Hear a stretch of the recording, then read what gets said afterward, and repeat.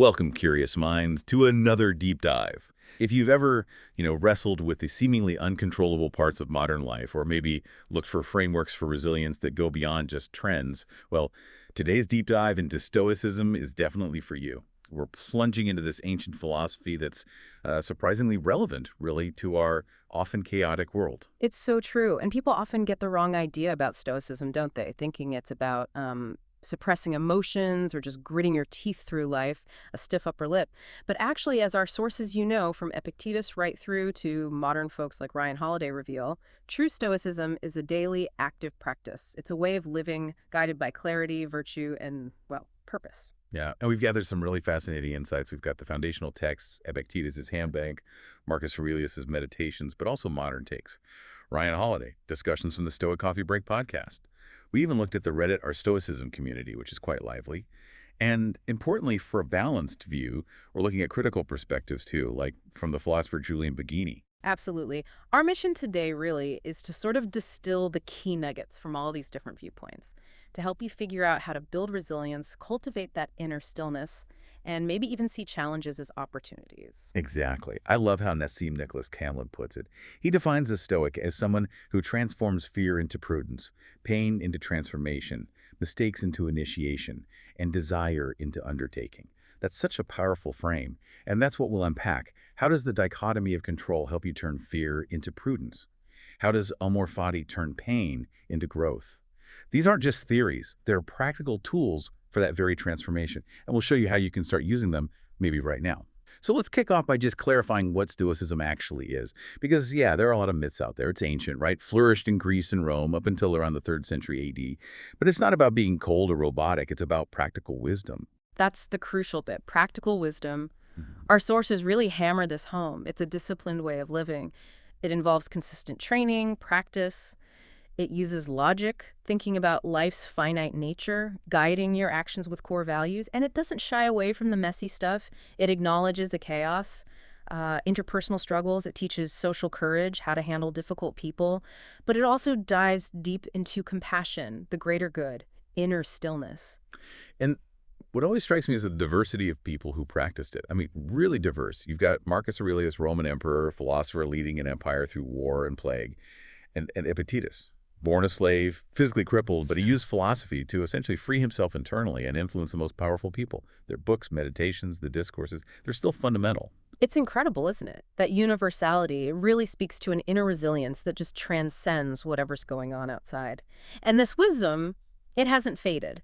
Modern thinkers picked it up, Whitman, Emerson, and today, people like Ryan Holiday are making it accessible again with books like The Obstacle is the Way. What's really fascinating, too, is the link to modern psychology. Oh, right, like CBT. Exactly. Cognitive behavior therapy. Its founder, Aaron Beck, was heavily influenced by the Stoics. The core idea of CBT, that our perception of events, not the events themselves, shapes our emotions. That's pure Stoicism. So change your thoughts to change your behavior. That's the link. Precisely. And it's not just CBT. Acceptance and commitment therapy, ACT, also draws heavily on these ideas, accepting what you can't control, committing to value-based actions, even when it's uncomfortable. It's a direct lineage. Okay, so building on that foundation, let's get into maybe the most powerful Stoic tool for navigating challenges day to day. The dichotomy of control. Sounds maybe a bit technical, but it's actually super practical. Super practical. Put simply, if something is within your control, well, you do everything you can about it. If it's not in your control, you don't waste time or energy on it. Now, it sounds straightforward, but the real work, the challenge, really is consistently figuring out what belongs in which bucket. That active discernment, day in, day out, that's where the mastery lies. Because we often get it wrong, right? We pour energy into external things we can't influence, or we feel helpless about our own reactions, which we can influence. Oh, definitely. I know I used to. Getting furious about traffic or a delayed flight, Yeah, things totally outside my control. right. And the core idea is that we do have control over how we react. Fundamentally, your attitude towards life shapes its quality. Marcus Aurelius nailed it, didn't he? He said something like, nothing is unrealistic or realistic, nothing good or evil. There is only what we think of any given situation. We create our own reality. Powerful stuff. And Epictetus has that great advice. From the start, then, work on saying to each harsh appearance, you are an appearance and not at all the thing that has the appearance. Then you test it. And if it's about something not up to us, be ready to say, you are nothing in relation to me, just dismiss it. Exactly. And it's not about being passive or just giving up. It's an act of letting go. Accepting reality with equanimity, not fighting what is. Antoine de Saint-Exupéry said, the meaning of things lies not in the things themselves, but in our attitude towards them. Think about, say, a really demanding job. Okay. You can't control your boss's unreasonable demands, maybe, but you can control how you react to the pressure, where you focus your energy, sticking to your own standards. The Stoics saw that recognition as truly freeing. That makes sense. And it kind of paves the way for engaging with life more deeply, even the hard parts. So beyond just controlling reactions, Stoicism asks us to embrace reality. Which brings us to amor fati, love of fate. Sounds intense. It is intense, and it's not just grudging acceptance. It's a full-on clear embrace of uncertainty, of risk you can't mitigate. Saying yes to your life, the whole messy package, good and bad. That act of saying yes, it doesn't just reduce fear, it actually creates meaning. Think of Viktor Frankl in the concentration camp. Right. Man's search for meaning. Exactly. He observed that everything can be stripped away except one thing. The freedom to choose your attitude in any given set of circumstances, to choose your way, accepting fate, even suffering, and finding meaning within it. So again, it's not passive. It's about finding the positive action, the opportunity in the situation. You can say no to the negative facts as they are, but yes to the potential for growth they contain. If you think it's hopeless, you give up. If you say yes to the challenge, you act from strength. Precisely. And this connects beautifully to another key idea. Memento mori. Remember, you must die. Which sounds pretty grim on the surface. It can sound that way, but the purpose isn't morbid fascination. It's about perspective. Reflecting on death daily or regularly puts everyday hassles into sharp focus. If death could come at any moment, and it can, then this moment becomes incredibly precious. Marcus Aurelius urged himself, you could leave life right now. Let that determine what you do and say and think. So it's a prompt to live virtuously, right here, right now, not putting it off. Exactly. It's a catalyst for living with intention. Okay, so with that kind of perspective shift in mind, what are some of the really actionable, hands-on tools the Stoics gave us, things you can actually do every day?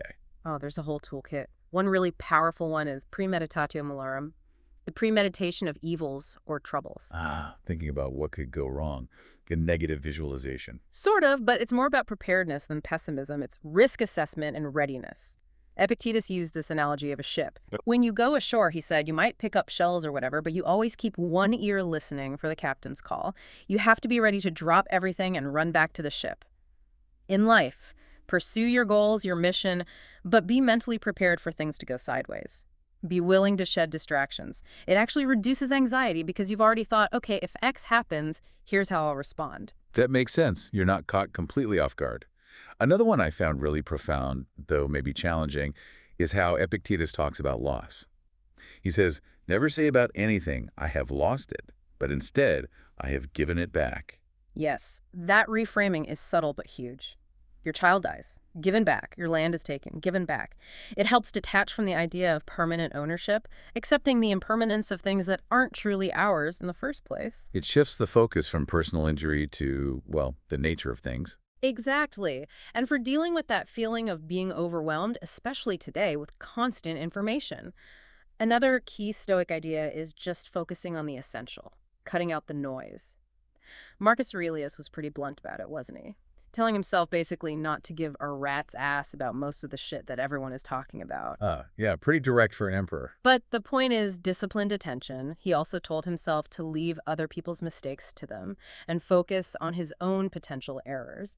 Mind your own business, essentially, in the sense of focusing on your own sphere of control and virtue. That ties into routine too, doesn't it? Establishing a daily routine seems very Stoic in practice.